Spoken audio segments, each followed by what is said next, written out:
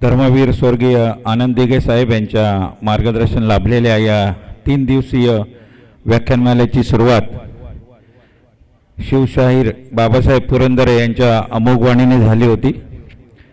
त्यानंतर अनेक मान्यवर आपल्याकडे आले होते। काही मान्यवरांची नावं आपणास मी सांगतो। प्राध्यापक शिवाजीराव भोसले, मकरंद अनासपुरे, गोपीनाथजी मुंडे, दमा मिराजदार, रामदास फुटाणे, प्रभाकर पणशीकर, विठ्ठल कामत, वीणा पाटील, सिंधुताई सकपाळ, राशी चक्रकार शरद उपाध्याय, सुधीर गाडगे, पोलीस आयुक्त लक्ष्मीनारायण, विश्वास नागरे पाटील, अनेक जण येऊन गेलेत। गोपीनाथ मुंडेजी पण येऊन गेलेत। प्रशांत दामले, मच्छिंद्र कांबळी, विनय आपटे, अवधूत गुप्ते, संजय उपाध्ये, द्वारकानाथ संजयगिरी, महेश काळे, निनाद बेडीकर, स्वप्नील जोशी आले होते 2 वर्षापूर्वी। त्याआधी श्रीधर फडके साहेब पण येऊन गेलेत। अशोक हांडे आले होते। अनेक म्हणजे 22 वर्षात 66 मान्यवर येऊन गेलेत। आपण दरवर्षी सुयश क्रीडा मंडळ ठाणे पूर्व यांच्या माध्यमातून ही व्याख्यानमाला आपण आयोजित करत असतो आणि पुढेही असे करत राहूत।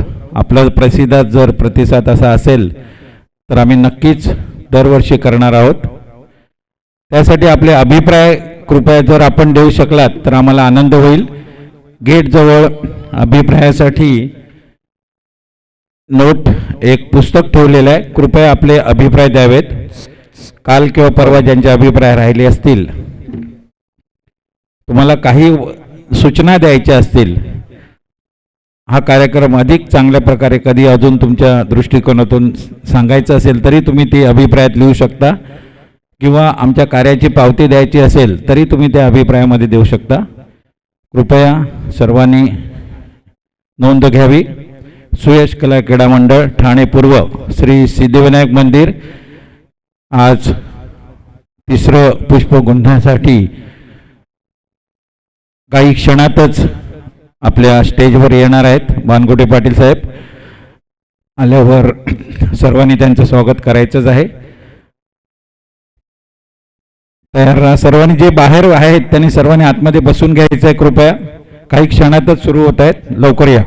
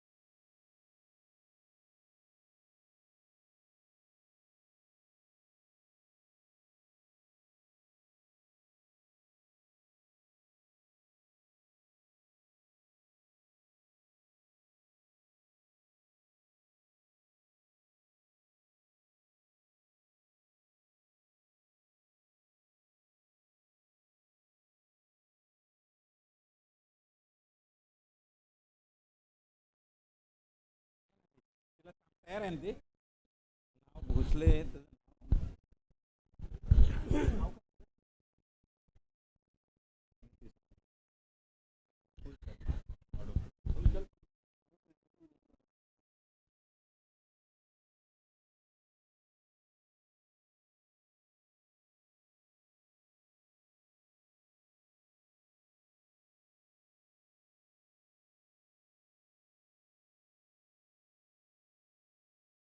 आपले आजचे पाहुणे श्री नितीन मानगुडे साहेब यांचं आगमन होत आहे. कृपया सर्वांनी तयार राहायचं आहे. काही क्षणातच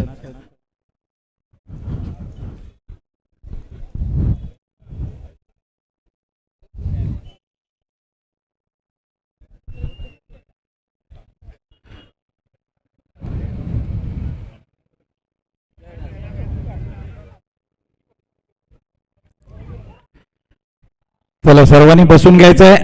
आगमन होत आहे आजचे प्रमुख पाहुणे यांचं.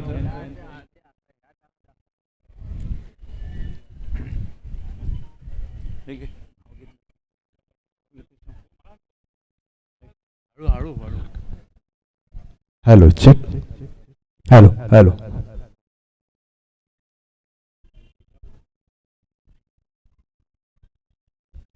बोल ना.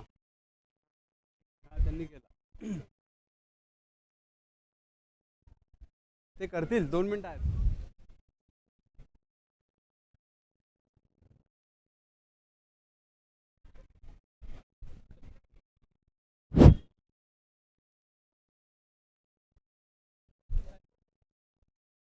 Hello check.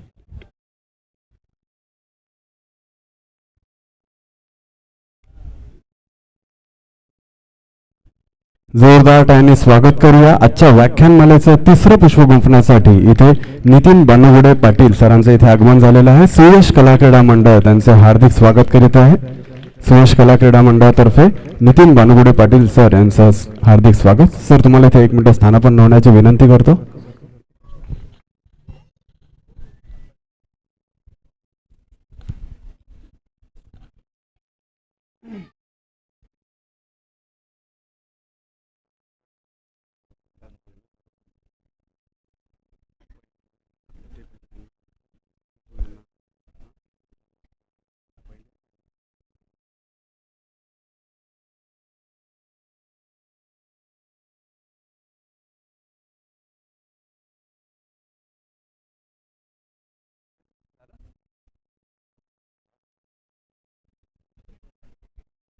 त्यांनी पुन्हा एकदा स्वागत करूया आजच्या व्याख्यानमालेचं तिसरं पुष्प गुंफण्यासाठी.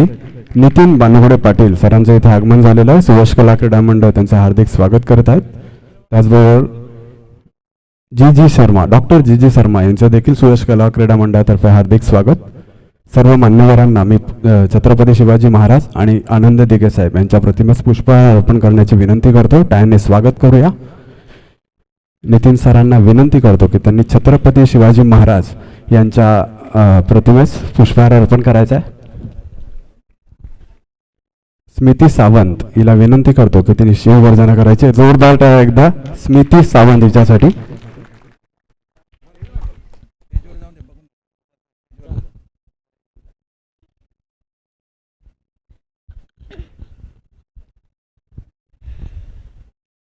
आस्ते कदम, आस्ते कदम, आस्ते कदम. महाराज गणपती गजाश्वपती भूपती प्रजापती सुवर्ण रक्त श्रीपती अष्टवधान जागृत अष्टप्रधान दैशित न्यायालंकार मंडित सशास्त्र शास्त्र पंडित राजनीती धुरंधर पौढत प्रताप पुरंदर शास्त्रीय कुलावत्तंस सिंहासनाधीश्वर महाराजाधिराज श्रीमंत श्री श्री श्री छत्रपती शिवाजी महाराज की. इंद्रजिमी जंबपर बाळवसु हंबपर रावण सदंबर रघुकुल राज है पौन बानी बाह पर स्तंभुरति राह पर जो सहस्र बाह पर रंग राज है. रावा द्रुमदंड पर चीता मृगझुंड पर भूषण बेतुंड पर जैसे मृगराज है तेज तम हंस पर कन्नजिनी कंस पर त्योमलिच्छ बंस पर शेर शिवराज है जय भवानी जय भवानी हर हर छत्रपती शिवाजी महाराज की धन्यवाद.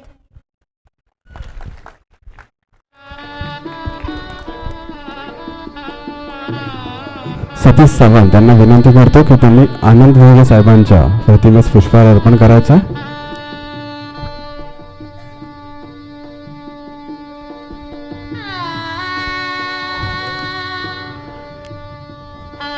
नितीन सरांना विनंती करतो की त्यांनी दीप प्रज्वलन करायचं.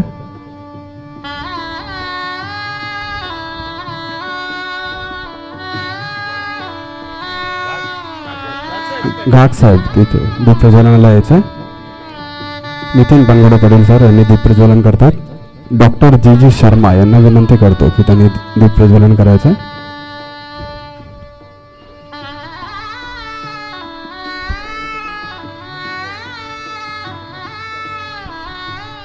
पारकर सरांना विनंती करतो की त्यांनी दीप प्रज्वलन करायचं. घाट साहेबांना देखील विनंती करतो की त्यांनी दीप प्रज्वलन करायचं. स्मृती सावंत हे दीप प्रज्वलन करतात. एकदा जोरदार टाळ्या तिच्यासाठी.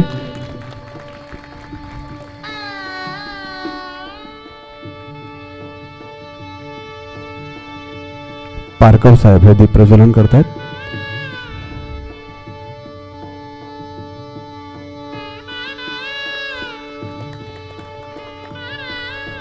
सर्व मान्यवरांना मी स्थानापन्न होण्याची विनंती करतो आणि मंडळाचे खजिनदार गुरुस्वामी आणि अनंता सुर्वे यांना विनंती करतो की त्यांनी नितीन बनवडे पाटील सरांना व्यासपीठावर घेऊन यायचं.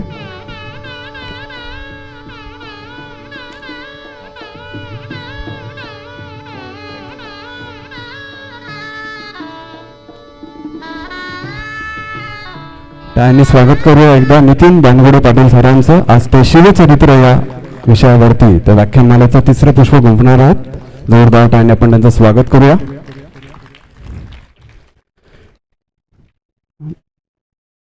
मंडळातर्फे त्यांचं शाल श्रीफळ आणि पुष्पगुच्छ देऊन त्यांचं आपण स्वागत करूया. गुरुस्वामी आणि अनंता सर्व यांना विनंती आहे.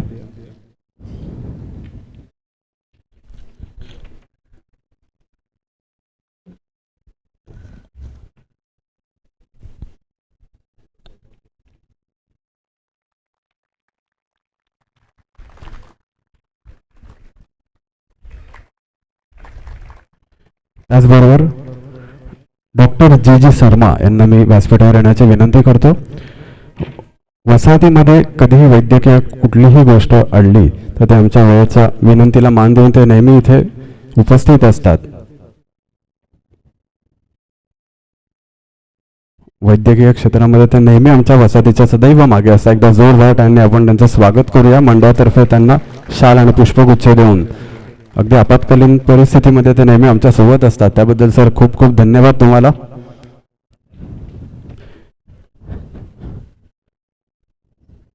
नितीन सरांना विनंती करतो की त्यांनी जी शर्मा यांचं पुष्पगुच्छ आणि शाल घालून त्यांचं स्वागत करायचं.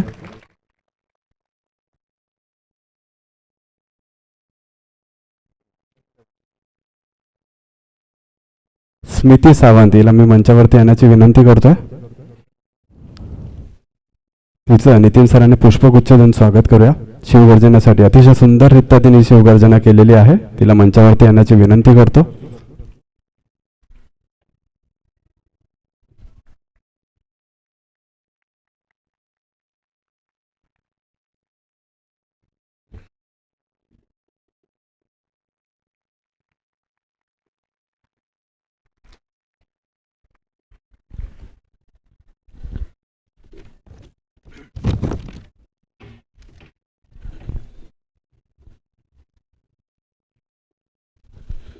आजचं व्याख्यानमालेचं तिसरं पुष्प गुंफण्यासाठी प्राध्यापक नितीन संपतराव बनगोडे पाटील एकदा जोरदार टाळ्यांनी आपण त्याचं स्वागत करूया. शिवचरित्र या विषयावरती ते आज आपल्याला व्याख्यान देणार आहेत. सर थोडक्यात मंडळाचा परिचय मी तुम्हाला सांगतो.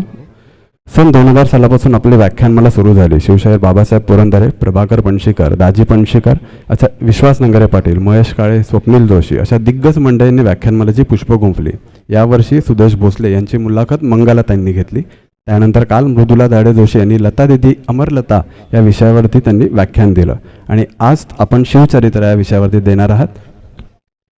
नितीन सरांचा थोडक्यात कार्य परिचय. रहिमतपूर येथील पंचकोशी शिक्षण संस्थेत भौतिकशास्त्र विषयाचे प्राध्यापक म्हणून त्यांनी 2000 ते 2012 पर्यंत अध्यापन केलं. गेली 20 वर्ष देशात तसेच देशाबाहेर ऐतिहासिक, सामाजिक, साहित्यिक, अध्यात्म, विज्ञान, शिक्षण तसेच संत व महापुरुषांची चरित्रे अशा विविध विषयांवर 5500 पेक्षा जास्त जाज्वल्य इतिहास मंडळी व्याख्यानं त्यांनी केली. एकदा जोरदार टाळ्या सरांसाठी. विविध वृत्तपत्रे, मासिके, नियतकालिके, साप्ताहिक यातून विविध विषयांवर सतत ते लेखन आणि स्तंभ व सदर लेखन करत असतात. महाराष्ट्रातील गड दुर्ग संवर्धनासाठी विविध उपक्रमाद्वारे ते कार्यरत असतात. एकदा जोरदार टाळ्यांनी आपण त्यांच्या संपूर्ण परिचयासाठी. आता व्याख्यानमालेचं तिसरं पुष्प गुंफण्यासाठी सर मी तुम्हाला विनंती करतो. जोरदार टाळ्यांनी आपण स्वागत करूया. आजच्या व्याख्यानमालेचं तिसरं पुष्प आहे शिवचरित्रावरती. धन्यवाद.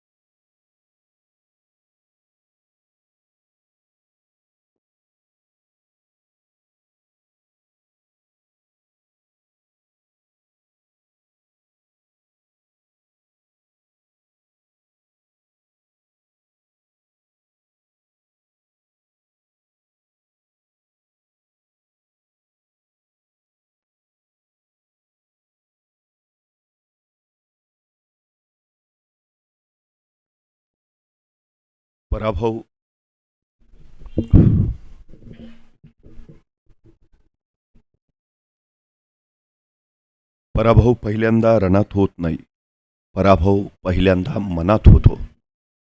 जी माणसं मनानं पराभूत असतात ती रणात जिंकूच शकत नाहीत. जी माणसं मनानं जिंकलेली असतात ती रणात पराभूतच होत नाहीत. रण कुठलंही असो, ते जिंकायचं असेल तर मन जिंकणं महत्त्वाचं. मन संस्कारांनी जिंकता येतं. संस्कार विचारातून मिळतात, विचार प्रबोधनातून येतात आणि प्रबोधन व्याख्यानमालेतून घडतं. गेली 22 वर्ष सुयश कला क्रीडा मंडळाच्या माध्यमानं सिद्धिविनायक व्याख्यानमाला लोकमानसांची मनं घडवते आहे.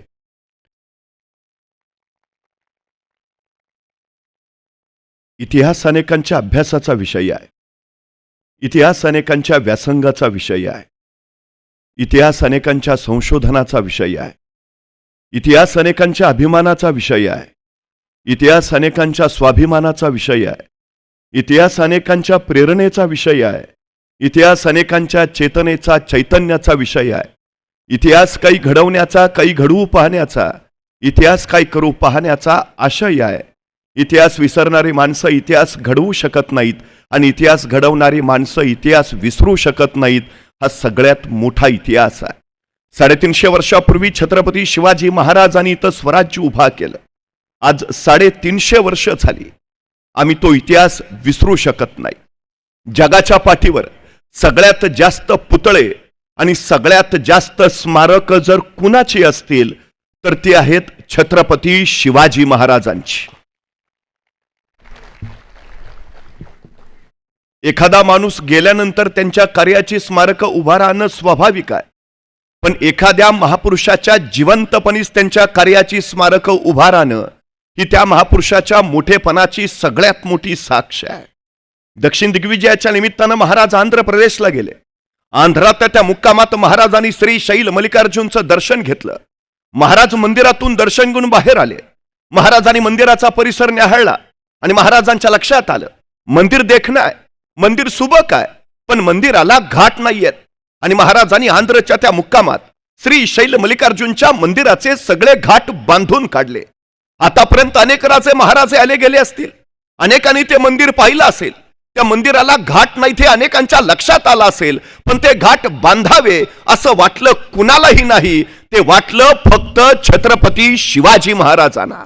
अर्थात नसते घाट बांधले तरी काही फारशी अडचण नव्हती. आताच्या भाषेत त्यांना म्हणता आलं असतं, तो भाग कुठं माझ्या मतदारसंघात येतो. पण ही संकुचितता महाराजांकडे नव्हती, एक विलक्षण व्यापकता त्यांच्या ठाई होती. एके दिवशी महाराजांनी मंदिरात दर्शन घेतलं आणि महाराज मंदिराच्या शिखराचं दर्शन घेण्यासाठी बाहेर आले. महाराजांनी मंदिराच्या शिखराकडे पाहिलं आणि महाराजांच्या लक्षात आलं, मंदिराच्या प्रत्येक कोपऱ्यावर एक गोपूर आहे, पण उत्तरेच्या बाजूचं गोपूर बांधायचं राहिलंय. आणि महाराजांना तत्काळ वाटलं, हे अपूर्ण राहिलेलं गोपूर बांधायला हवं. महाराजांनी आंध्र प्रदेशचे काही मजूर बोलावले, त्यांना सांगितलं, हे अपूर्ण राहिलेलं गोपूर बांधून पूर्ण करा, किती खर्च येईल. मजुरांनी रक्कम सांगितली, महाराजांनी तत्काळ पैसे दिले, गोपूर बांधून पूर्ण करा. आणि महाराज पुढच्या मोहिमेला निघाले. महाराजांनी दिलेल्या रकमेच्या बळावर आंध्र प्रदेश मधल्या त्या मजुरांनी श्री शैल मल्लिकार्जुनच्या मंदिराचं ते 4थं गोपूर बांधून पूर्ण केलं. गोपूर बांधून झालं, सगळे मजूर एकत्र बसले, त्यांची चर्चा चालू झाली. ऐसा राजा होणे नाही. कित्येक आले, कित्येकांनी मंदिर पाहिले, कित्येकांच्या ध्यानी आले. 4थे गोपूर बांधावयाचे राहिले, पण बांधावे ऐसे वाटले कोणालाही नाही. ते वाटले फक्त छत्रपती शिवाजी राजांना.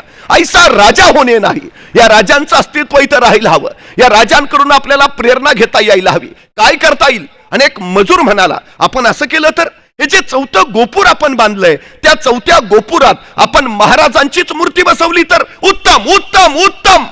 आणि आश्चर्य वाटेल, आंध्र प्रदेशच्या मजुरांनी वर्गणी काढली आणि श्री शैल मल्लिकार्जुनच्या मंदिराच्या त्या 4थ्या गोपुरात छत्रपती शिवाजी महाराजांची मूर्ती बसवली. महाराजांच्या जिवंतपणी महाराजांचं उभारलं गेलेलं हे स्मारक आहे श्री शैल मल्लिकार्जुन. महाराजांनी तिथंच एक ध्यान मंदिर सुद्धा उभारलेलं. काळाच्या ओघात त्याची पडझड झाली. आता त्याच ठिकाणी छत्रपती शिवाजी महाराजांचं स्फूर्ती मंदिर उभं आहे आंध्र प्रदेशात. महाराज दक्षिण दिग्विजय करून परत निघाले. येता येता कर्नाटकात आले. कर्नाटकात बेलवाडी नावाचं एक ठाणं आहे. राणी मल्लम्मा तथा सावित्रीबाई देसाई नावाच्या ठाणेदारीने तिथं राज्य करत होत्या. नवरा आदिलशाही सरदार मरण पावला. नवऱ्याच्या पश्चात ठाण्याचा कारभार या सावित्री पाहत होत्या. आमचा दादाजी नावाचा सरदार, त्याला असं वाटलं की सगळं जिंकत निघालोच आहे, तर बेलवाडीचं ठाणंही जिंकावं. कुणी सावित्रीबाई म्हणून आहेत, सहज पराभूत करता येतील. त्यांनी मोजकं सैन्य घेतलं, बेलवाडीच्या ठाण्यावर हल्ला चढवला. पण बाई मोठ्या चिवट आणि जिद्दीच्या, त्यांनी दादाजीचा सपशेल पराभव केला. सावित्रीबाईने आपला पराभव केलाय हे जर महाराजांना कळलं तर दादाजींनी प्रचंड फौज उभा केली, पुन्हा बेलवाडीच्या ठाण्यावर हल्ला चढवला. यावेळी मात्र सावित्रीबाई देसाईंचा पराभव झाला. विजयाच्या उन्मादात दादाजींनी सावित्रीबाईंना कैद केलं. महाराजांच्या सामने चला आणि कैद झालेल्या सावित्रीबाई निघाल्या. अचानक थबकल्या, गर्दीशी मागं वळाल्या. स्वतःचं तानं बाळ त्यांनी आपल्या सोबत घेतलं आणि म्हणाल्या, आता चला. तानं बाळ घेतलेल्या कैदी सावित्रीबाई महाराजांच्या सामने उभा राहिल्या. त्यांना माहिती आहे आपण कैदी आहोत, आपण पराभूत आहोत. हे राजे आता आपल्याला शिक्षा सुनावतील, सजा फरमावतील. पण महाराजांनी काही सजा फरमावण्या अगोदरच सावित्रीबाई सरकन पुढं झाल्या आणि स्वतःच्या हातातलं तानं बाळ त्यांनी महाराजांच्या मांडीवर ठेवलं आणि त्या महाराजांना म्हणाल्या, मी तुमची दोषी आहे, मी तुमची कैदी आहे. काही शिक्षा द्यायची असेल तर ती मला द्या, पण या सगळ्या प्रकारात माझ्या या तान्या बाळाचा काही दोष नाही. त्याला तो शिष नको. आपल्या मांडीवर असलेल्या त्या तान्या बाळाकडे बघत महाराजांनी स्मित केलं. चिटणीसांना इशारत झाली. चिटणीस दुधाची वाटी घेऊन आले आणि आपल्या मांडीवर असलेल्या त्या तान्या बाळाला महाराजांनी चमच्यानी दूध पाजलं आणि दूध पाजून झाल्यावर त्या तान्या बाळाकडे बघत महाराज सावित्रीबाईंना म्हणाले, हा आमच्या मांडीवर जो आहे ना तो आमचा भाचा आहे. अहो हा आमचा भाचा आहे म्हणजे तुम्ही आमच्या बहीण झाला. मग कुठला भाऊ बहिणीला शिक्षा फरमावतो, कुठला भाऊ बहिणीला सजा देतो, कुठला भाऊ बहिणीचं राज्य बळकावतो. दादाजी यांचं राज्य यांना परत द्याच, पण आमच्या बहीण म्हणून आमच्याकडून चोळी बांगडीसाठी यांना नवराज्य जोडून द्या. आणि हा आमच्या मांडीवरचा आमचा भाचा, त्याच्या दूध भातासाठी वतनाची व्यवस्था करा.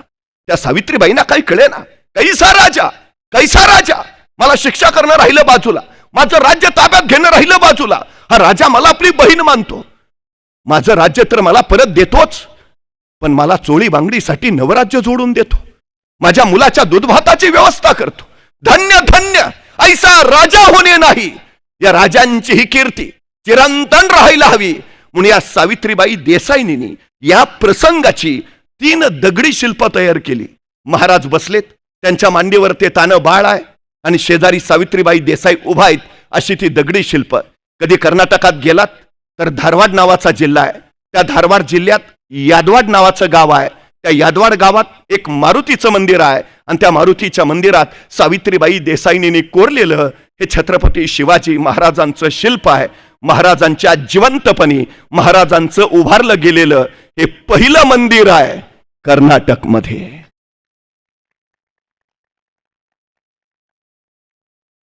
महाराजांनी प्रत्येक जीवनाच्या प्रसंगातून उद्याच्या पिढीसाठी एक मूल्य दिलं. स्त्री ही स्वराज्याच्या देवाऱ्यातील देवता. जगातला पहिला सर्जिकल स्ट्राईक पुण्याच्या लाल महालात झाला. वाऱ्यासारख्या आलेल्या महाराजांनी शाहिस्ता खानाची बोटं छटल्याने महाराज तीरासारखे तिथून निघाले. काही वेळानंतर लाल महालातला गोंधळ संपला आणि शाहिस्ता खानाची बेगम धावत धावत शाहिस्ता खानाकडे आली. हुजूर, क्या हुआ? हमारी बेटी गायब है, हमारी बेटी गायब है हुजूर. त्यावेळी शाहिस्ता खान तिला म्हणाला, शिवाजी राजांची माणसं आपल्या पोरीला पळवणार नाहीतच, पण जर चुकून तसं काही घडलं असेल तर बेफिकीर रहा. शिवाजी राजे पोटच्या लेकीसारखीच तिची काळजी घेतील. कोण सांगतो? कट्टर वैरी शाहिस्ता खान. महाराजांचं हे चारित्र्य हेच राष्ट्राचं चरित्र झालं. ते हिंदवी स्वराज्याचं चरित्र झालं. अनेक राजे पराक्रमी असतात, पण ते चारित्र्य संपन्न असतातच असं नाही. काही राजे चारित्र्य संपन्न असतात, पण ते पराक्रमी असतातच असं नाही. पण ते पराक्रमी आहेत आणि पराकोटीचे चारित्र्य संपन्न आहेत असे महापुरुष म्हणून छत्रपती शिवाजी महाराज हे एकमेव एकमेव नाव आहे. 350 वर्षापूर्वी अवघ्या 35 वर्षात त्यांनी 750 वर्षाचं पारतंत्र्य हटवलं. जगाच्या पाठीवरची ही सगळ्यात कमी कालावधीत घडलेली क्रांती आहे आणि तेही हाताशी काही नसताना शून्यातनं विश्व उभा केलं. ना सैन्य, ना सामर्थ्य, ना संपत्ती, तरी महाराजांनी लोककल्याणकारी हिंदवी स्वराज्य उभा केलं. महाराजांचं सगळ्यात मोठं वैशिष्ट्य आहे, सगळ्यात म्हणजे महाराज काही नसताना राज्य उभा करतात आणि आमच्याकडे मात्र सगळं रेडीमेड तयार असताना आमच्या हातून काही होत नाही. नाहीतर एखाद्याला ढाल द्यावी, तलवार द्यावी, एवढंच काय त्याला घोड्यावर नेऊन बसवावा, त्याच्या पुढे जाऊन त्याला रणांगणात नेऊन सोडावा आणि मग म्हणावं, लेका आता तरी लढ. तरी पठ्ठ्या निवांतच. अरे लढ की, तुम तो लढू कसा? एका हातात ढाल आहे, दुसऱ्या हातात तलवार आहे, दोन्ही हात एंगेज आहेत, लढणार कसा? अरे मग निदान पळून तरी जा. पळू तरी कसा? घोड्यावर बसलोय दिसत नाही का? चोहो बाजूनी आमची अडचण आहे. मुंगी बघितली? मुंगी केवढीशी, तिचं डोकं केवढंस, डोक्यातला मेंदू केवढा असा, तरी पण त्या मुंगीला बरोबर कळतं कुठल्या शहरातल्या, कुठल्या प्रभागातल्या, कुठल्या वॉर्डातल्या, कुठल्या बिल्डिंग मधल्या, कुठल्या फ्लॅट मधल्या, कुठल्या खोलीतल्या, कितव्या किचन मधल्या, कितव्या कपाटाच्या कितव्या फळीवर किती नंबरचा साखरेचा डबा आहे. सांगावं लागत नाही. ज्याला ध्येय गाठायचं आहे तो पोहोचतो. महाराजांनी ते सांगितलं. सगळ्यात महत्वाचं 1646 महाराजांनी तोरणा घेतला. त्याच वेळी महाराजांची नजर शेजारच्या राजगडावर पडली. राजगड बेवसाऊ होता, म्हणजे घेतला तर बांधला पाहिजे, बांधायचा तर फंड्स पाहिजेत. होते कुठे महाराजांकडं? मग महाराज असं म्हटले का, आता घेतला राजगड तर बांधला पाहिजे, बांधायचा तर पैसे हवेत, आहेत कुठे आपल्याकडं, मग कशाला घ्या, बघू पैसे आल्यावर. थांबले महाराज? नाही, येतील तेव्हा पैसे येतील, राजगड घेऊन तर टाकू. पण त्याच वेळी तोरण्याचं बांधकाम करताना महाराजांना सोन्याच्या मोहरांनी भरलेले 7 हंडे सापडले आणि त्या संपत्तीतनं महाराजांनी राजगड बांधून पूर्ण केला. महाराज सांगताय तुम्ही सुरुवात करा, जगदंबा आशीर्वाद घेऊन तुमच्या पाठीशी उभा असते. तुम्ही सुरुवात केली तर पोचाल. सायंकाळच्या वेळी रस्त्याने मी चाललो होतो. एका डोंगराच्या पायथ्याला एक सद्ग्रस्त उभा होता. मी म्हटलं का थांबलाय? म्हटला नाही, डोंगरावर जायचं आहे. म्हटलं जा ना, मग अंधार आहे ना. मग मी माझ्या हातातला कंदील त्याला दिला. म्हटलं जा आता. मी घरी निघून आलो. दुसऱ्या दिवशी पहाटे 5 वाजता मी त्याच रस्त्याने निघालो होतो. तो सद्ग्रस्त तिथंच डोंगराच्या पायथ्याला. मी त्याला विचारलं, का थांबलाय, जाऊन आला? तो म्हटला, नाही, गेलोच नाही. म्हटलं, का? अंधार आहे ना. अरे म्हटलं, रात्री तुला कंदील दिला होता ना. हो, दिला होता ना, पण त्याचा उजेड फक्त माझ्या पायापुरताच पडतोय, मला किती लांब जायचं आहे. भल्या माणसा, तू चालायला सुरुवात तर कर, उजेड आपोआप तुझ्या पावलाबरोबर येत जाईल. महाराजांनी सुरुवात केली, स्वराज्याचा प्रकाश दिशांनी पसरू लागला. 1670 मोगल मराठा संघर्ष प्रचंड वाढलेला. महाराजांची फौज 20,000 आणि मोगलांची लाखाच्या वर. मग महाराज असं म्हटले का, त्यांचे लाखभर, आपले 20,000, डिपॉझिट पण राहणार नाही, कशाला अर्ज भरा. महाराज म्हणले 20 तर 20, सुरुवात तर करू. केली महाराजांनी सुरुवात. आणि 1670लाच महाराजांनी प्रबळगड घेतला. प्रबळगडाची पाहणी करायला महाराज पालखीत बसून प्रबळगडावरनं निघाले.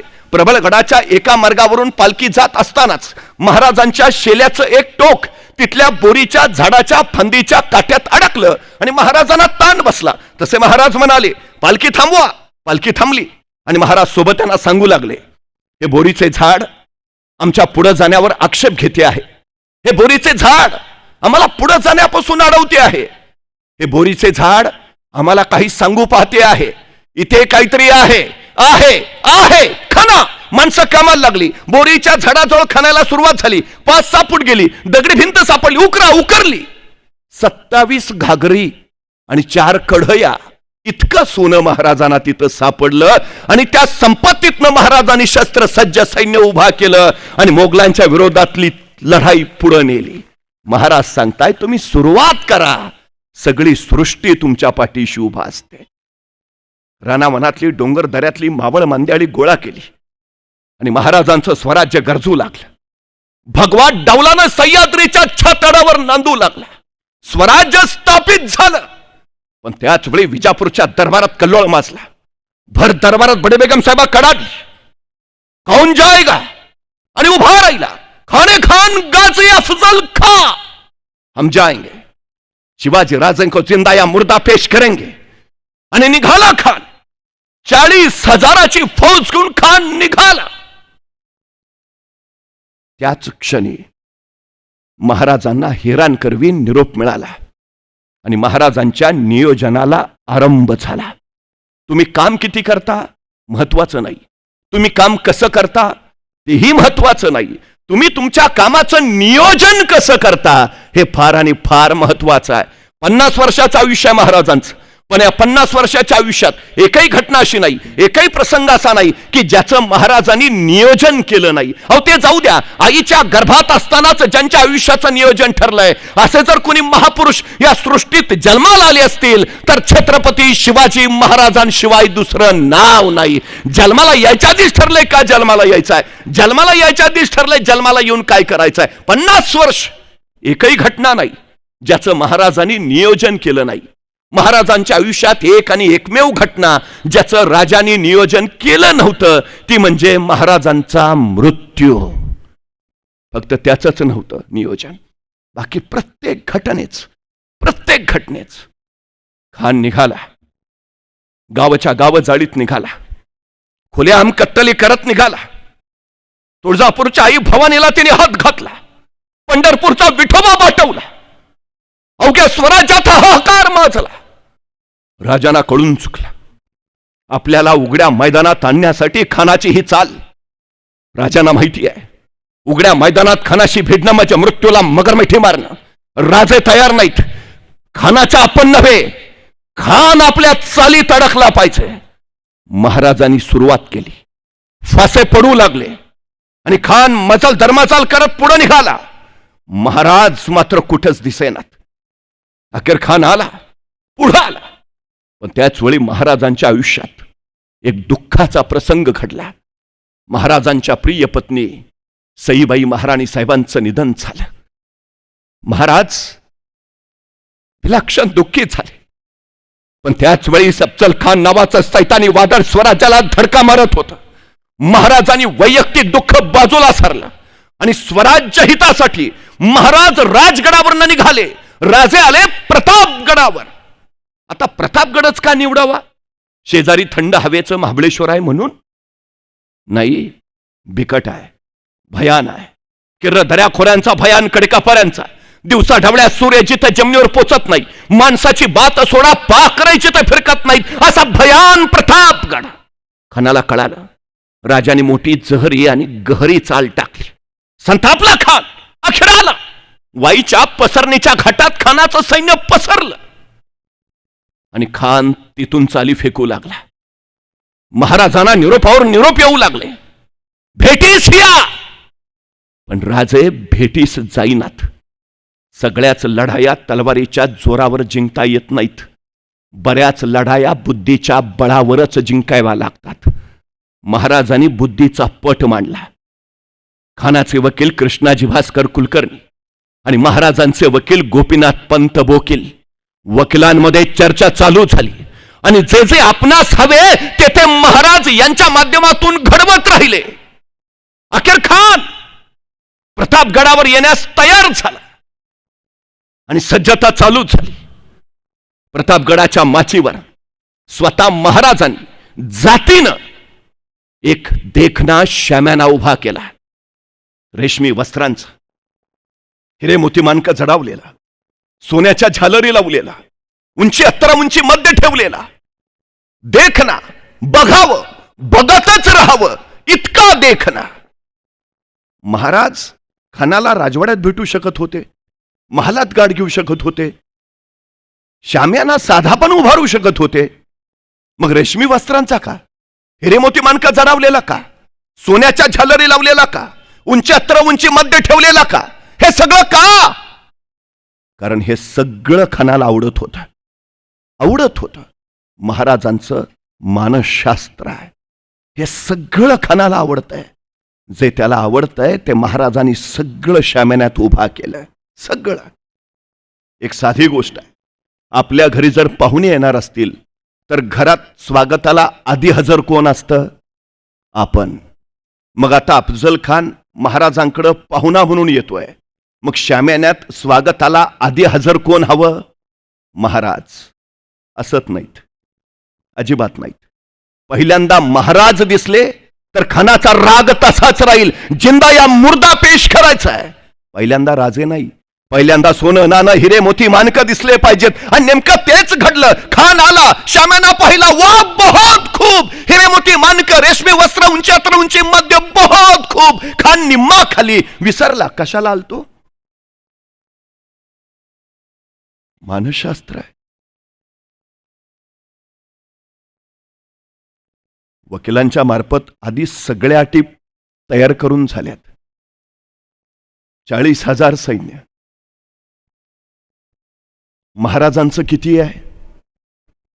खान पोचल्यावर महाराजांनी आपल्या सोबत्यांना सैन्य गोळा करायला सांगितलं. मोरोपंत, तान्हाजी, येसाजी, कमळाजी ही सगळे माणसं सैन्य गोळा करत सुटली. तानाजी महाराजांकडे आले. महाराजांनी विचारलं, तान्हा तुमचे किती झाले? आणि तानाजी म्हणाले, जी 7,500. 7,500? खानाचे 40,000 आहेत. आपले एवढेच. अरे पण खान 40,000 फौजनिशी आहे. महाराज होते नव्हते तेवढे सगळे गोरा करून आणल्यात. रानावनातले डोंगरदऱ्यातले गुरामागचे पण धरून आणल्यात. आपले एवढेच, आपले याच्यापेक्षा वाढू शकत नाहीत. आता खान 40,000चा, तानाजी सांगतात आपले 7,500. टिकणार कसे? काय करावं महाराजांनी? त्यांचे 40,000, आपले 7,500, कसा सामना होईल? तो बरोबरीचा तरी असेल का? मग खानाच्या सोबत जाऊन मरण्यापेक्षा आपण आधीच आत्महत्या केलेली बरी, आत्मघात करून घेतलेला बरा. महाराजांनी निराशेचा उद्गार काढला कुठं? अजिबात नाही. महाराजांकडे यशस्वी सूत्र आहे. पर्याय निर्माण करा, पर्याय निर्माण करा. खानाचं सैन्य 40,000, आपलं 7,500, आपलं वाढवता येत नाही. ठीक, मग खानाचे कमी करा खानाचे. आणि मराठे त्याच कामाला लागले. मी नेहमी एक गोष्ट सांगतो. एक राजा असतो, त्या राजासमोर 2 कैदी. राजा आरोप ऐकतो आणि शिक्षा सुनावतो, मरेपर्यंत फाशी. फाशीची शिक्षा ऐकल्याबरोबर एक कैदी तिथंच चक्कर येऊन पडला. दुसरा कैदी मात्र न्यूटन असल्यासारखा विचार करत बसलेला. पहिला शुद्धीवर आला तरी दुसरा न्यूटनच. मग पहिल्याने विचारलं, तू शिक्षा ऐकली नाही का? तो म्हटलं, ऐकली ना. मग फाशी झाली आपल्याला, तुला भीती नाही वाटत? मरणार आहे आपण. तसा तो कैदी म्हटला, ते फाशी विशीचं सोड रे. गेले वर्षभर माझा उडणारा घोडा तयार करायचा प्रयोग चाललाय. प्रयोग अंतिम टप्प्यात आहे. आता काही दिवसात माझा घोडा आकाशात उडेलच. पण नेमकी फाशीची शिक्षा झाली. ते फाशीचं काय नाही रे, आता माझ्या प्रयोगाचं काय होणार त्याची मला काळजी आहे. त्या पुढच्या कैद्याला काय कळेना. तो म्हटला, उडणारा घोडा? घोडा कधी उडतो का? ते सांगतोय ना, प्रयोग अंतिम टप्प्यात आहे. त्यांची ही चर्चा राजाने ऐकली. राजा म्हटला, काय काय काय म्हटला? उडणारा घोडा? डोक्यावर पडलाय का? घोडा कधी उडतो का? तसा तो कैदी म्हटला, महाराज, मरणारा माणूस खोट्या नाही बोलत. अहो, फाशी दिली मला, कशाला खोटं सांगेन? गेले वर्षभर माझा प्रयोग चाललाय, प्रयोग अंतिम टप्प्यात आहे. आता काही दिवसात माझा घोडा अवकाशात उडेल. पण तेवढ्यात तुम्ही, महाराज, माझ्या घोड्याचं बाजूला ठेवतो, मला फक्त 1 वर्ष द्या. या 1 वर्षात मी तुमच्या घोड्याला आकाशात उडायला शिकवू शकतो. आता राजालाच प्रश्न पडला, असा तसा मरणारच आहे, पण जर दिलंच याला 1 वर्ष आणि लागलाच आपला घोडा आकाशात उडायला, तर ह्या जगात आपण एकमेव राजे ज्याच्याकडे उडणारा घोडा आहे. राजा म्हणला, चल ठीक, दिलं दिलं दिलं, तुला 1 वर्ष दिलं. त्या कैद्याला 1 वर्ष मिळालं. पण तो पहिला कैदी, त्यांनी परत त्याला विचारलं, घोडा खरंच उडतो? तसा तो कैदी म्हटला, घोडा उडतोय का? मग राजाला खोटं का सांगितलंस? हे बघ, तू तुझं आजचं मरण फक्त उद्यावर ढकलतोय. तसा तो कैदी म्हटलं, हे बघ, मी माझ्या जगण्याचे पर्याय तयार करतोय. मतलब मतलब मतलब या 1 वर्षात काही घडू शकतं. म्हणजे अरे, मला दिलेल्या या 1 वर्षात राजाच मरू शकतो. आणि तो नाही मेला तर या वर्षात माझा मृत्यू होऊ शकतो. आणि तू पण नाही मेला तर ज्या राजाच्या घोड्याला अवकाशात उडायला शिकवायचा आहे तो घोडा मरू शकतो. आणि तो पण नाही मेला तर घोडा खरंच उडू शकतो. अरे, काही घडेल ना वर्ष आहे माझ्याकडं. मी आता हार कशाला मानू? मी आता पराभव कशाला स्वीकारू? मी लढत राहीन. जोपर्यंत मी जिंकत नाही तोपर्यंत मी झुंजत राहीन. महाराजांनी आम्हाला सगळ्यात मोठं सूत्र दिलं, आपल्या ध्येयाच्या दिशेनं झेपावत राहा. झेपावता येत नाही, उड्या मारत जा. उड्या मारता येत नाही, पळत जा. पळता येत नाही, चालत जा. पण जा. जोपर्यंत ध्येयापर्यंत पोहोचत नाहीस, पुढे जात राहा. पुढे यशच तर स्वागताला उभा असतं. महाराजांची प्रत्येक रणनीती यशस्वी झाली, याचं कारण महाराजांनी निर्माण केलेले पर्याय. आपलं सैन्य वाढवता येत नाही ना, ठीक, खानाचं कमी करा. आणि काय करामत केली. 40,000 खानाच्या सैन्यामधले 20,000 उठलेच नाहीत. 20,000 घेऊन खान कसा बसा पुढे निघाला, तर प्रतापगडाच्या तोंडाशी रणतोंडीचा घाट, रणतोंडीचा इतका भयान, इतका बिकट, जिथून तोंड रडल्याशिवाय पुढे सरकतच नाही. खानाचं 5,000 सैन्य कसं बसत तिथून पुढे सरकलं. तोपर्यंत महाराजांचा निरोप मिळाला. अवघे 1000 सोबतांनी मरता क्या न करता राहिलेले सरळ मागं ठेवले, 1000 घेऊनच पुढं आला. तेही एका ठराविक अंतरावर, जवळ नाही आणायचे. 10 अंगरक्षक ठेवायला परवानगी, तेही बाणाच्या अंतरावर. शाम्यानात फक्त प्रत्येकाच्या सोबत 2 लोक राहतील, बाकी कुणी नाही. ते शस्त्रधारी असतील तरी चालतील. नियोजनानुसार खान 1000 लोक लांब ठेवले, 10 अंगरक्षक बाणाच्या अंतरावर आणि 2 लोक घेऊन आत शाम्यानात.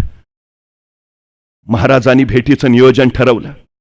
दिवस होता 10 नोव्हेंबर 1659. भेटीची वेळ होती बरोबर दुपारी 2 वाजता.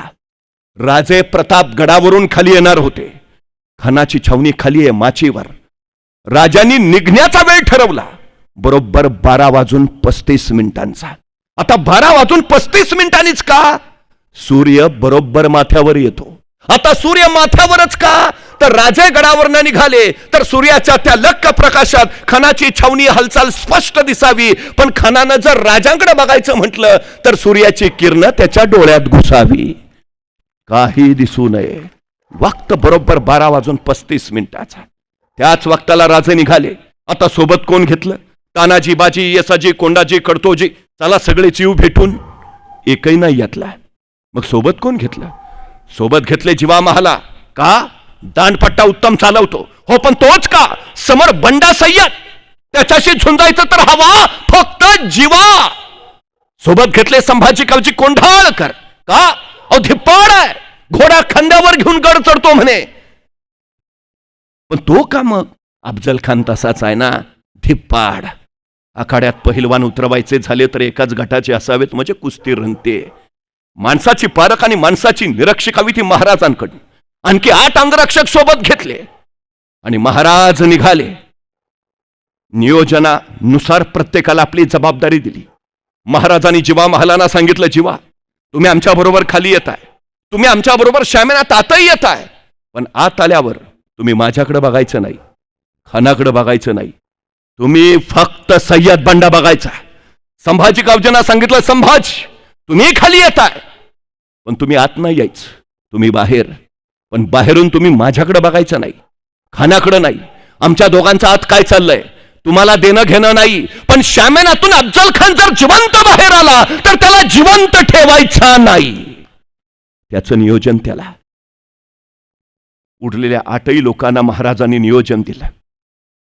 उरलेली बाकीची सगळी मंडळी मोरोपंतांसहित प्रत्येकाला जागा नेमून दिल्या. प्रत्येकाबरोबर सैन्य देऊन ही सगळी माणसं दबा धरून बसली आणि महाराज निघाले. चालता चालता महाराज परत थबकले. जिवा महालाला म्हणाले, जिवा कात्री आहे का? जिवाला काय कळेना, अफजल खानाच्या भेटीला निघालाय, तलवार घेतली असेलच की, कात्री कशाला? महाराजांनी परत विचारलं, जिवा कात्री आहे का? आता जिवा नाभिक समाजाचा, तुम्हाला जी आहे की काढ. जिवा आमची दाढी बारीक कर, आमची दाढी बारीक कर, इतकी बारीक कर की भेटी वेळी अफजल खानानं हातात धरायची म्हटली तर त्याच्या हातात नाही आली पाहिजे. केस ओढल्यावर काय वेदना होतात ते माहिती आहे.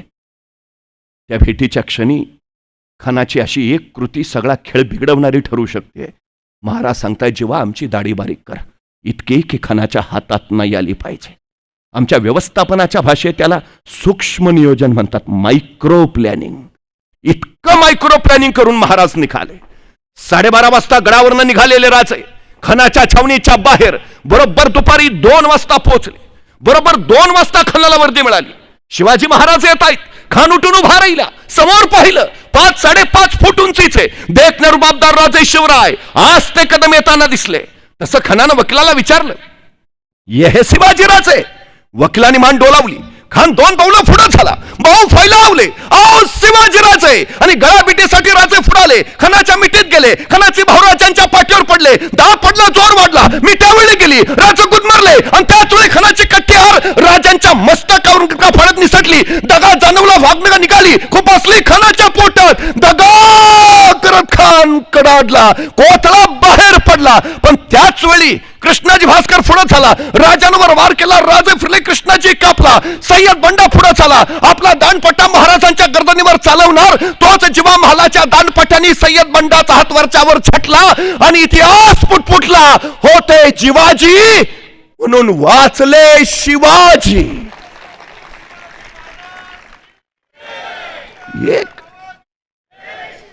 एक विचार करायचा इथं, जिवा महाला 1 सेकंद उशीर करता तर फार नाही, 1 सेकंद, तर जिवा महालाच्या दांडपट्ट्यानी सय्यद बंडाचा हात छटला जायच्या ऐवजी सय्यद बंडाच्या दांडपट्ट्यानी महाराजांचं मस्तक छटलं गेलं असतं. स्वराज्याचा ग्रंथ इथंच आटोपला असता. मग आम्हाला कळतं या प्रसंगात महाराजांनी जिवा महालाच का घेतले सोबत. माणसाची निरख आणि माणसाची पारख शिकावी ती महाराजांकडनं. मी जाणीवपूर्वक विधान करतो, आपल्या 35 वर्षाच्या राजकीय कारकिर्दीमध्ये महाराजांनी 1 चाल पुन्हा नाही वापरली आणि 1 माणूस तोही पुन्हा नाही वापरला. माणसं अवतीभोवती आहेत, तीच आहेत, पण प्रत्येक प्रसंगात नायकाच्या भूमिकेत मात्र नवा माणूस आहे. जिवा महाला तुम्हाला प्रतापगडच्या संग्रामात दिसेल, तो पुरंदरावर दिसणार नाही. पुरंदरावर मुरारबाजी, तिथं बाजीप्रभू येणार नाहीत. बाजीप्रभू पावनखिंडीत, तिथं तानाजी असणार नाही. तानाजी कोंढाण्यावर, तिथं नेताजी दिसणार नाही. नेताजी आग्र्याला, तिथं येसाजी असणार नाही. येसाजी कर्नाटकात, तिथं सूर्याजी भेटणार नाही. प्रत्येक प्रसंगात नवा माणूस. खान पडला. नियोजनानुसार महाराज निघाले. पहिल्या दिंडी दरवाजाजवळ आले. ठरलं होतं असं की सगळ्यांनी पहिल्या दिंडी दरवाजाजवळ पोचायचं. राजे पोहोचले. पाठोपाठ एक अंगरक्षक गोळा झाला. राजांची नजर फिरविरली. 1 2 3 4 5 6 7 8 9 9 9 जाताना 10 होते. मग एक कोण राहिला माग? एक कोण राहिला माग? अंगरक्षकांनी एकमेकावर नजर फिरवली. कुणीतरी अंगरक्षक पुटपुटला, राज संभाजी कावजी दिसत नाही जी. संभाजी तो कुठे थांबला? कोठे थांबला तो? तोपर्यंत संभाजी कावजी पाठीमागून धापा टाकत येताना दिसला. राजाने विचारलं, संभाजी कोठे थांबला होता? कोठे रुकला होता? एवढं ऐकल्याबरोबर संभाजीने आपला हात वर केला. त्याच्या हातात अफजल खानाचं मस्तक होतं. ही कापाय मागं थांबलो होतो. राजे म्हणले, संभाजी हे आपल्या नियोजनात नव्हतं. हे नव्हतं आपल्या नियोजनात. हे नसतं धाडस का केलं? संभाजी, यदा कदाचित तुम्ही खानाचं मस्तक छाटत असताना पाठीमागून तुमच्या मस्तकावर कुणी वार केला असता तर काय जबाब दिला असता मी तुमच्या आईंना? तुमच्या आई म्हणाल्या असत्या, राजांनी स्वतःचा जीव वाचवला पण माझा लेख मात्र खर्ची घातला. नाही संभाजी, एक वेळ अफजल खान नाही मेला तरी चालेल, पण स्वराज्याचा एकही मावळा खर्ची पडता कामा नये. पोटच्या पोरासारखं प्रेम केलं हो महाराजांनी. उगाच नाही माणसं मरायला तयार झाली. शिवचरित्र हा जगातला पहिला इतिहास आहे जिथं जगण्याची नव्हे मरण्याची स्पर्धा चालू आहे. महाराजांनी एखादी मोहीम काढावी आणि तानाजी सांगायचा, राज ह्यो डाव आपला, आपण जातो. तसे बाजी म्हणायचं, येताना आम्ही आहे ना वाजून, ही मोहीम आपली. येसाजी म्हणायचं, बाजी कवापासून नंबर लावून बसलोय, ही मोहीम आपली, आपण जाणार, आपण लढणार, आपण मरणार. जगाच्या पाठीवरचा पहिला काळ. माणसं जगण्यासाठी नाही मरण्यासाठी स्पर्धा करतायत. मरण्यासाठी. महाराजांचं सगळ्यात मोठं वैशिष्ट्य आहे, अनेक राजांनी जलदुर्ग उभारले, अनेक राजांनी भूदुर्ग बांधले, अनेक राजांनी गिरिदुर्ग उभारले, पण माझ्या राजांनी नरदुर्ग तयार केले.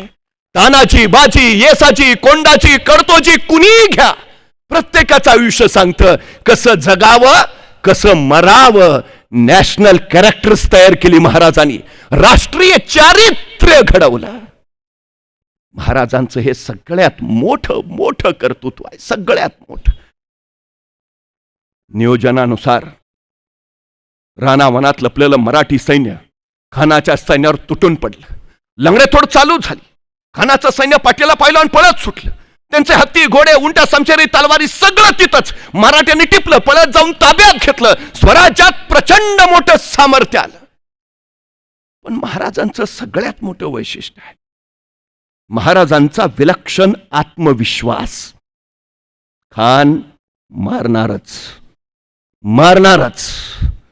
सह्याद्रीच्या दऱ्याखोऱ्यात भगवा डवलानं फडकू लागला आणि अवघ्या स्वराज्याचा पराक्रमाचा निनाद गरजत महाराजांची थोरवी सांगू लागला.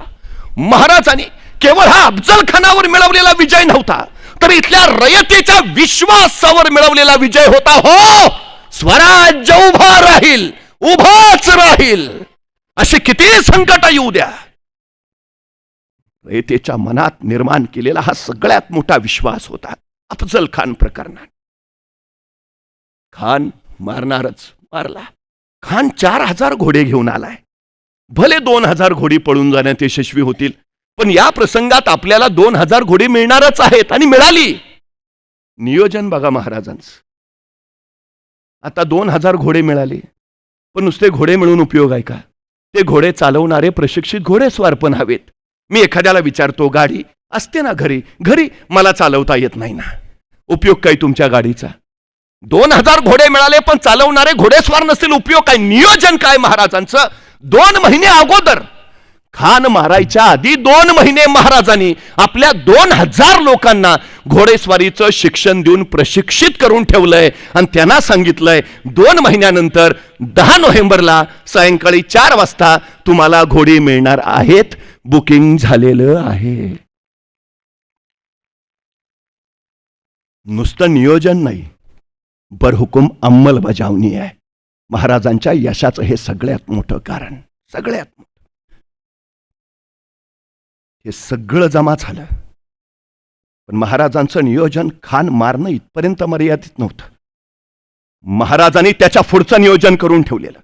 विजयाचा एक उन्माद पुढच्या कैक लढतींसाठी प्रेरणा देणारा ठरतो. अफजल खानाच्या विजयातून विजापूर सावरण्या अगोदरच महाराजांनी विद्युत गतीनं हालचाली आरंभल्या. त्याच दिवशी 10 नोव्हेंबरला सायंकाळी 6 वाजता सज्जता झाली. नाहीतर मला कायम प्रश्न पडतो, महाराजांनी 10 नोव्हेंबरला खान मारलाय, साहित्याने संकट संपवलं. हे सगळं 10 नोव्हेंबरला घडलंय. मग 11 नोव्हेंबरला महाराज कुठं असतील? शेजारी महाबळेश्वरला? मग काल एवढं टेन्शन होतं, 4 दिवस नको का थंड हवेच्या ठिकाणी जायला? कुठं आहेत महाराज? 11चं सोडा, 10 नोव्हेंबरला सायंकाळी 6 वाजता मराठी सैन्य शस्त्र सज्जावून उभा आहे. 6:30 वाजता महाराजांनी घोड्यावर मान टाकली आणि बघता बघता मराठी सैन्य त्याच दिवशी दौडत निघालं. बघता बघता वायू प्रांत जिंकला. महाराज सातारा प्रांतात पोहोचले. सातारा प्रांत काबीज केला. महाराज वारणा नदीच्या खोऱ्यात आले. वारणा नदीचं खोरं जिंकलं. महाराज कोल्हापूर प्रांतात शिरले. कोल्हापूर प्रांत काबीज केला आणि 1 डिसेंबर 1659 महाराजांनी पन्हाळ्यावर भगवा फडकवला. उन्यापुऱ्या 20 दिवसात 200 किलोमीटर आणि 18 किल्ले एवढा प्रांत महाराजांनी काबीज केला. महाराजांना विश्रांती माहिती नाहीये, अजिबात नाही. महाराजांनी थोडा आराम करतो असं म्हटल्याची कुठं नोंद नाहीये. 35 वर्ष स्वराज्य हाच ध्यास आणि स्वराज्य हाच श्वास. जगाच्या पाठीवरची सगळ्यात अल्प कालावधीत घडलेली क्रांती आहे स्वराज्य. अवघ्या 35 वर्षात 750 वर्षाचं पारतंत्र्य हटव. ही सगळी गतिमान हालचाल. महाराज पन्हाळ्यावर पोहोचले. विजापूर फक्त बघत राहिलं. बेगम साहेबेचा नूर पुरता उतरवला गेला. महाराज पन्हाळ्यावर, पण तोपर्यंत दुसरा डाव आखला गेला. आदिलशाही सिद्धी जव्हरला 65,000ची फौज घेऊन पुन्हा स्वराज्यावर धाडलं. सिद्धी जव्हर विजापुरातून निघाला त्यावेळी महाराज मिरज भागात होते.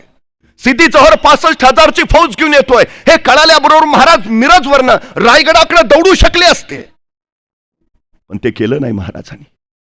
महाराज रायगडाकडे दौडत सुटले असते तर 65,000ची सिद्धीची फौज सगळं स्वराज्य उद्ध्वस्त करत महाराजांच्या पाठलाग करत आत घुसली असती. महाराजांचं वैशिष्ट्य आहे, महाराजांनी एकही लढाई स्वराज्याच्या आत केलेली नाही. एकही. सगळे शत्रू महाराजांनी सीमेवरच अडवलेत. त्यांच्याशी महाराज सीमेवरच भिडलेत. स्वराज्य सुरक्षित, रयतेला अजिबात तोशिष नाही. महाराजांचं हे युद्धशास्त्र अजिबात नाही. स्वतःचं रक्षण करण्यासाठी महाराज आत जाऊ शकले असते. रयतेचं रक्षण करण्यासाठी महाराज स्वराज्याच्या सीमेवर आले. पन्हाळ्यावर आले. सिद्धी जव्हरला कळालं राजे पन्हाळ्यावर आहेत. 65,000ची फौज घेऊन सिद्धीनं पन्हाळ्याला वेढा टाकला. महाराज वेड्यात अडकले, पण स्वराज्य सुरक्षित राहिलं. 65,000चा वेढा कडेकोट झाला. वाऱ्यालाही आत शिरता येणार नाही आणि मुंगीलाही परवानगीशिवाय बाहेर पडता येणार नाही असा चिवट वेढा. राजे अडकले. दिवस उलटू लागले. वेढा ढिला व्हायचं चिन्ह दिसेना. बाहेर पडायचा मार्ग सापडेना. 1, 2, 3, 4 महिने झाले. वेढा आणखीनच आवळला जाऊ लागला. राजगडावर मासाहेब व्याकुळले आणि अखेर मासाहेबांनी स्वतः फैसला केला. घोड्यावर बसून पन्हाळ्याचा वेढा फोडायला जायचा आणि मासाहेब जिजाऊ निघाल्या, पण त्याच वेळी नेताजी पालकर आडवे आले. मासाहेब कुठं? लेकर कोंडीत अडकलीत आणि आम्ही इथं स्वस्त कैसे बसू? वेढा फोडायला आम्ही जातीने निघालो आहोत. आणि नेताजी पालकर म्हणाले, मासाहेब तुम्ही जायची आवश्यकता नाही, आम्ही जाऊ. वेढा फोडूनच परत येऊ. नेतोजी सिद्धी हिलाल मराठी फौज घेऊन पन्हाळ्याच्या वेढ्यावर तुटून पडले, पण बळ तोकडं पडलं. सिद्धी हिलाल, सिद्धी वाघा मारले गेले. नेताजी पालकर अपयशी होऊन परत आले. महाराजांना कळून चुकलं, शक्तीपेक्षा युक्तीचा वापर करायला हवा. पावसाळा तोंडावर होता. बेभान पावसाची रिपरिप सुरू व्हायच्या आधीच भान राखून योजना आखणं महत्वाचं होतं. महाराजांनी योजना आखली. महाराजांनी पन्हाळा घेतल्यावर, पन्हाळ्यावर भगवा डौलानं फडकू लागल्यावर पन्हाळ्याच्या पायथ्याच्या खेडेगावातली काही तरणीबाण जिगरबाज पोरं स्वराज्यात दाखल झाली. त्यातच एक जण होता शिवा काशीद.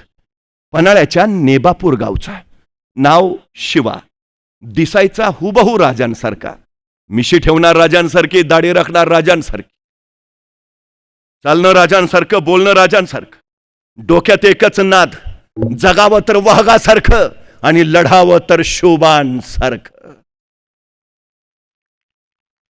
महाराजांना नुकत्याच स्वराज्यात आलेल्या आणि नव्यानं ओळख झालेल्या त्या शिवाची आठवण आली.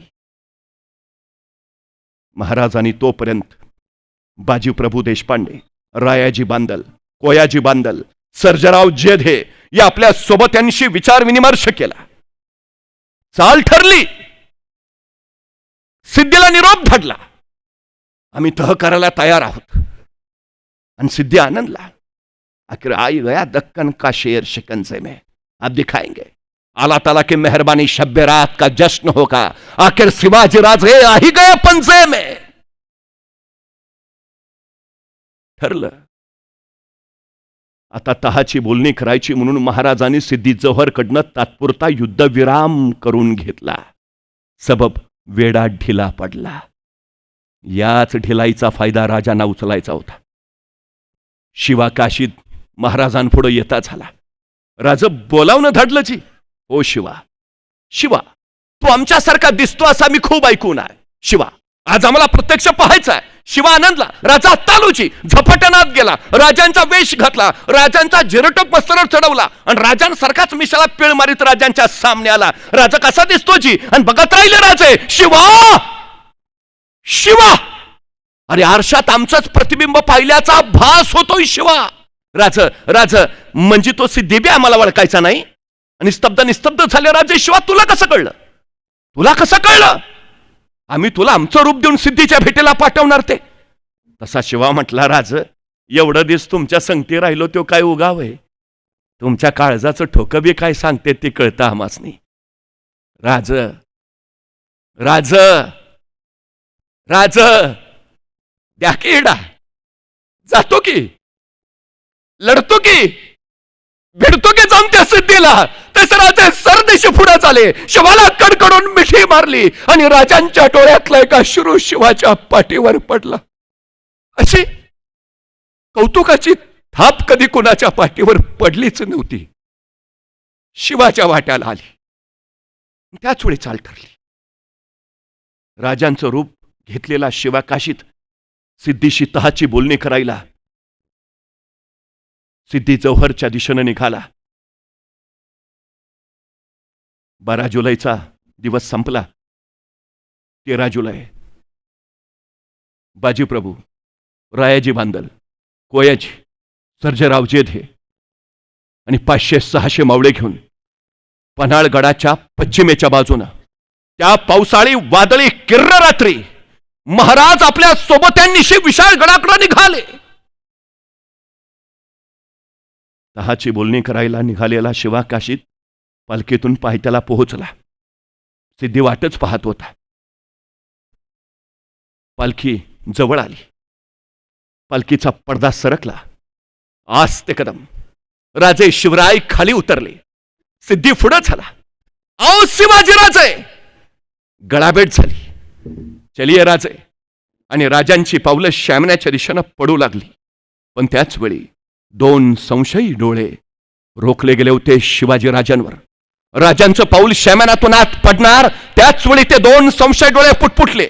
ये शिवाजी राजे नाही हो सकते. आणि थबकला सिद्धी. म्यानात नंगेल तलवार लखलखली. सब दिशे चालली. रक्ताची चलखंडी हातण्याचा कल्लोळ उडाला. शिवा रक्ताला व्याकुळला आणि सिद्धी विचारता झाला, सच बता तू ये शिवाजी राजे. आणि कडावडला शिवा, अरे हा मैं ही हो शिवाजी राजे. मग मात्र सिद्धी वळाला त्या 2 संशय डोळ्याकडे.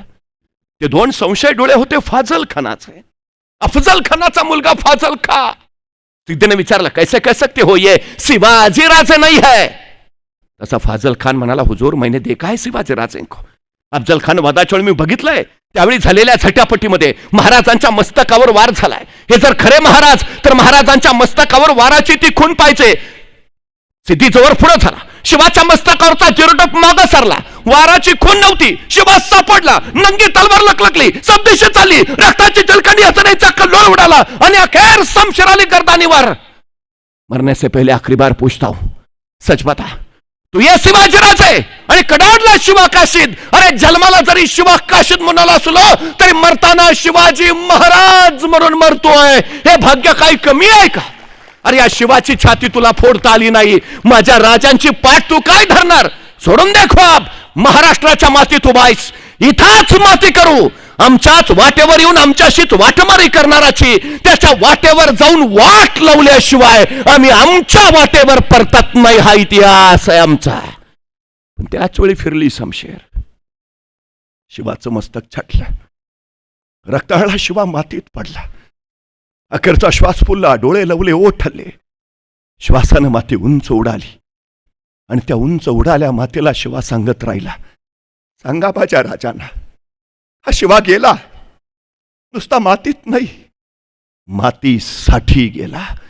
मातीत मरणारे काही असतात पण मातीसाठी मरणारे फक्त मराठे असतात, हे सांगत गेला. शिवा नावाचा धगधगता अध्याय संपला. मला राहून राहून प्रश्न पडतो, 6 महिन्याची ओळख आहे फक्त, 6 महिन्याची.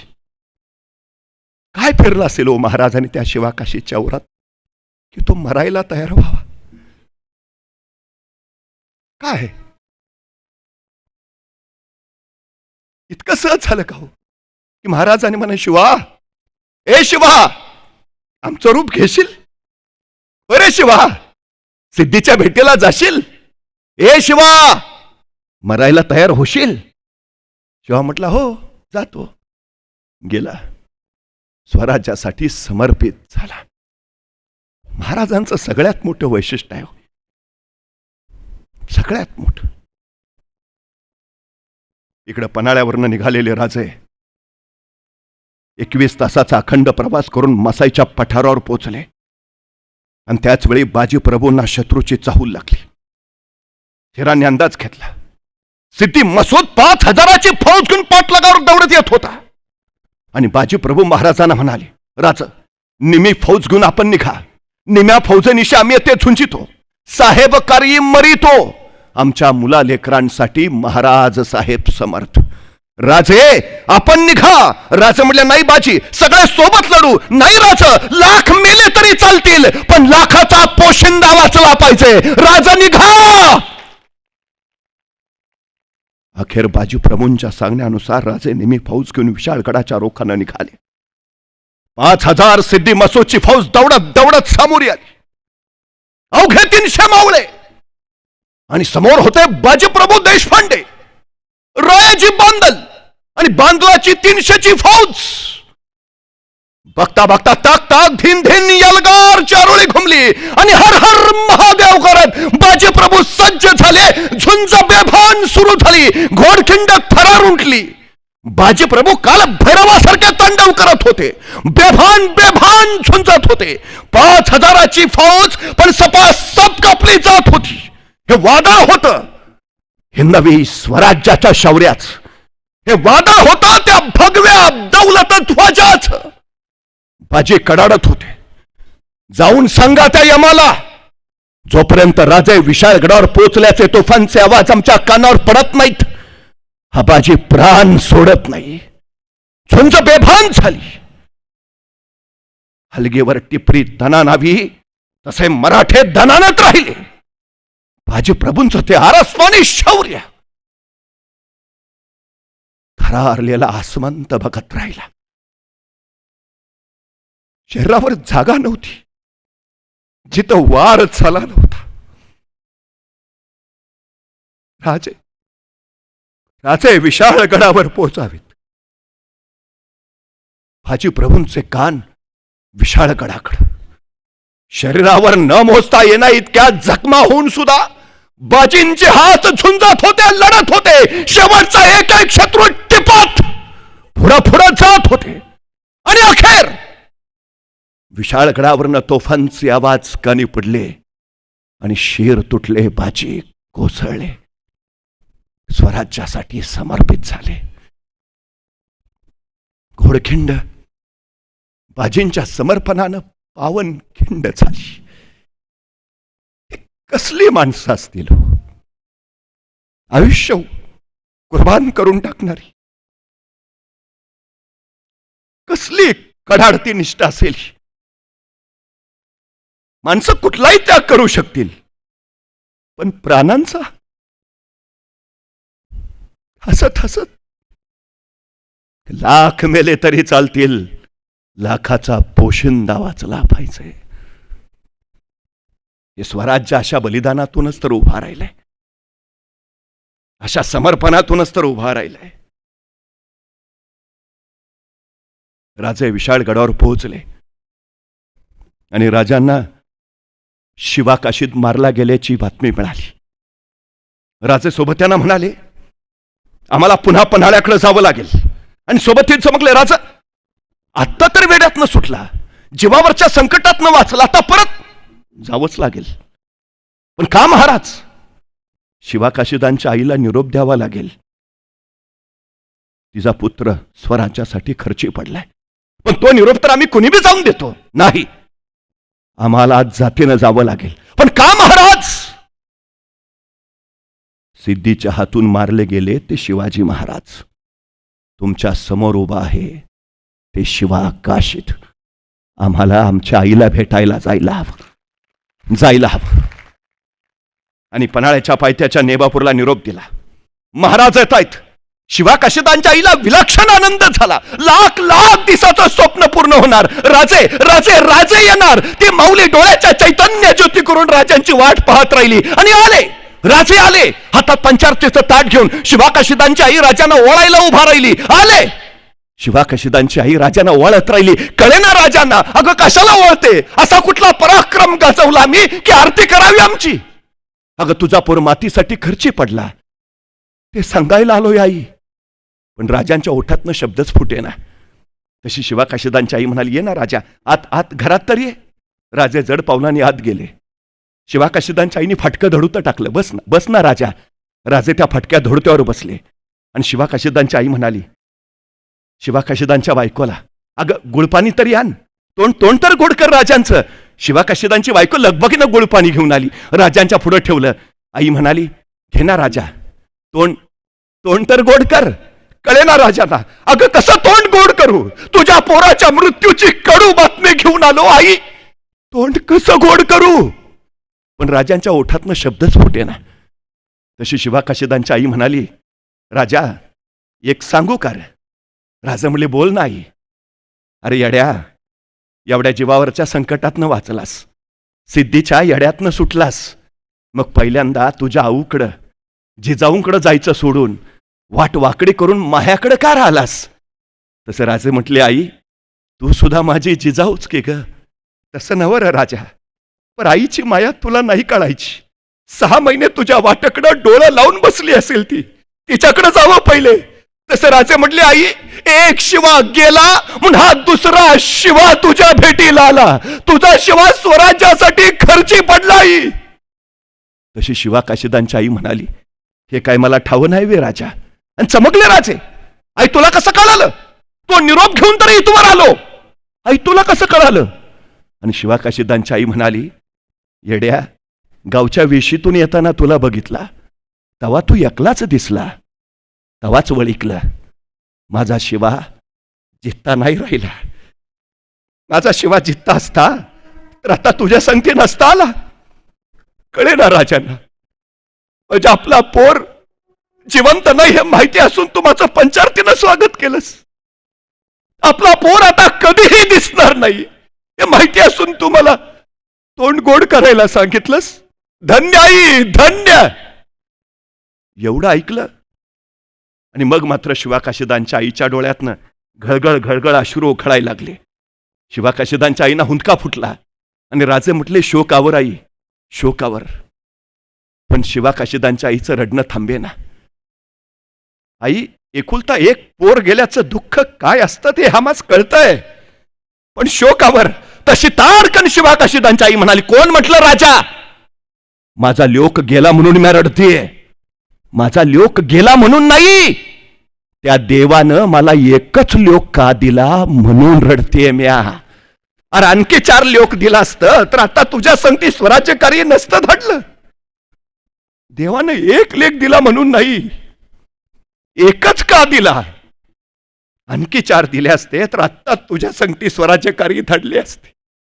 शिवाकाशीदांच्या आईचं हे बोल ऐकले आणि शिवाकाशीदांची बायको म्हणाली, आत्याबाई असं का म्हणता, तुम्हाला एकच लोक, मग म्या कोण राज?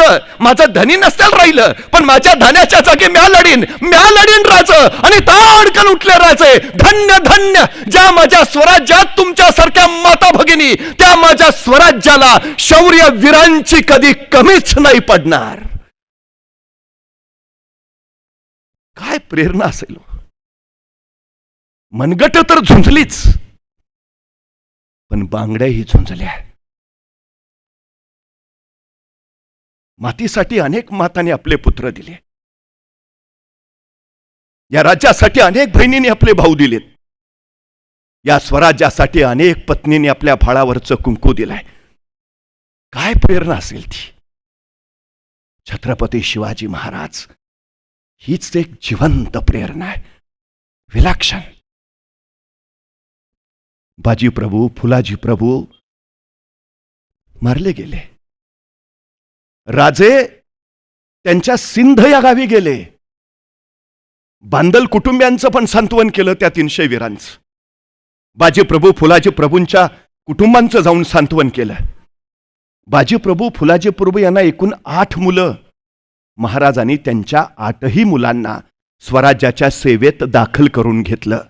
अनुकंपा तत्वावर नोकरी ही संकल्पना शिवरायांची.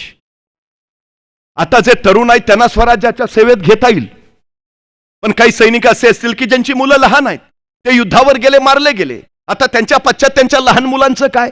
आपल्या सैनिकांच्या लहान मुलांसाठी महाराजांनी रायगडावर बाल दरवेशी गृह उभारलंय. सैनिकांच्या मुलांचं संगोपन, संवर्धन, शिक्षण, प्रशिक्षण हे स्वराज्याच्या वतीनं केलं जायचं आणि ती मुलं योग्य वयात आल्यावर त्यांना स्वराज्याच्या सेवेत घेतलं जायचं. मुलांची ही व्यवस्था. पण काही सैनिक असे असतील, नुकतंच लग्न झालंय, अजून मुलबाळ नाही, तो युद्धावर गेला, मारला गेला, आता घरी फक्त त्याची विधवा पत्नी. आता त्याच्या पश्चात तिचं काय? 350 वर्षापूर्वी आपल्या सैनिकांच्या विधवा पत्नींसाठी महाराजांनी फॅमिली पेन्शनची योजना आणली आहे. पेन्शन किती तेही ठरलंय. तो सैनिक युद्धात मारला गेला, त्याला ज्यावेळी जितका पगार असेल त्या पगाराच्या निम्मी रक्कम त्याच्या पत्नीला आयुष्यभर पेन्शन म्हणून दिली जायची.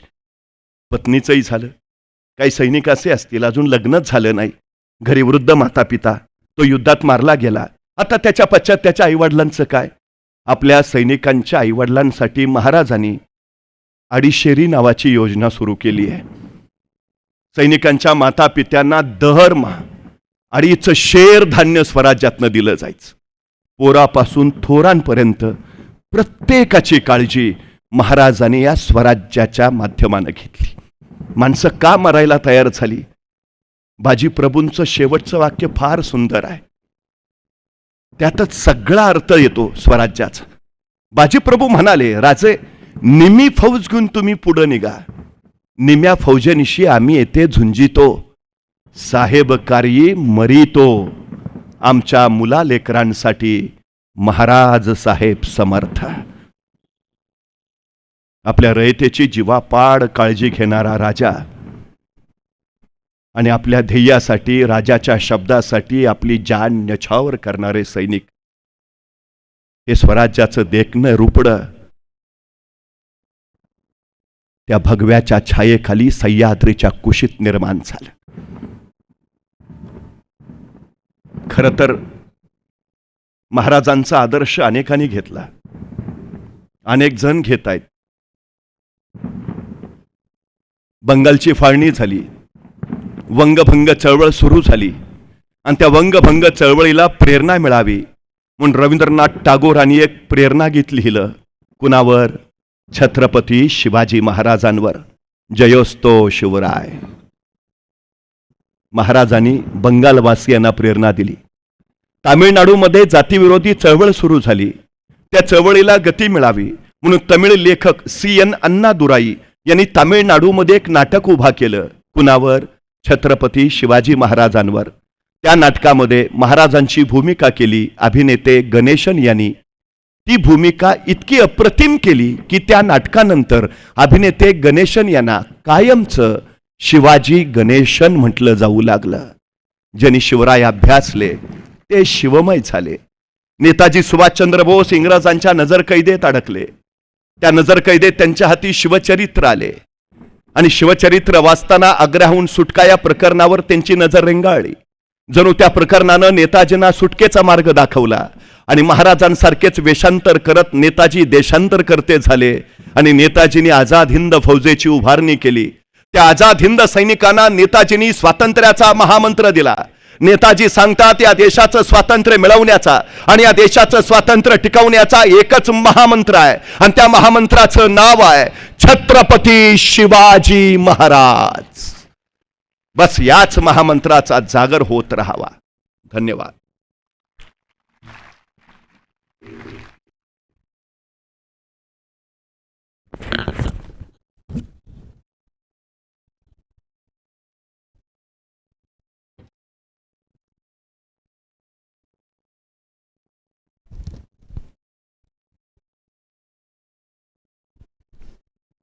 खूप खूप धन्यवाद सर. वेळात वेळ काढून आपण इथे आलात आणि शिवचरित्र या विषयावर व्याख्यान दिलं.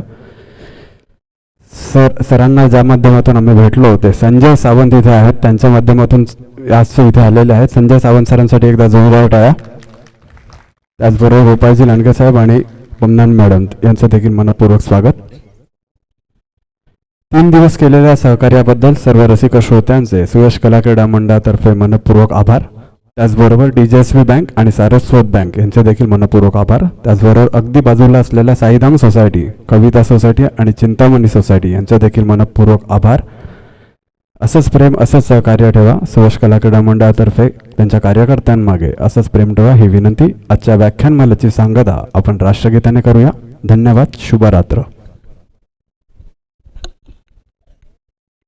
जनगण मन अधिनायक जय हे भारत भाग्य विधाता. पंजाब सिंध गुजरात मराठा द्राविड उत्कल बंगा. विंध्य हिमाचल यमुना गंगा उच्चल जलधि तरंगा. तव शुभ नामे जागे, तव शुभ आशीष मांगे. गाहे तव जय गाथा. जनगण मंगलदायक जय हे भारत भाग्य विधाता. जय हे जय हे जय हे जय जय जय जय हे. भारत माता की जय. धन्यवाद.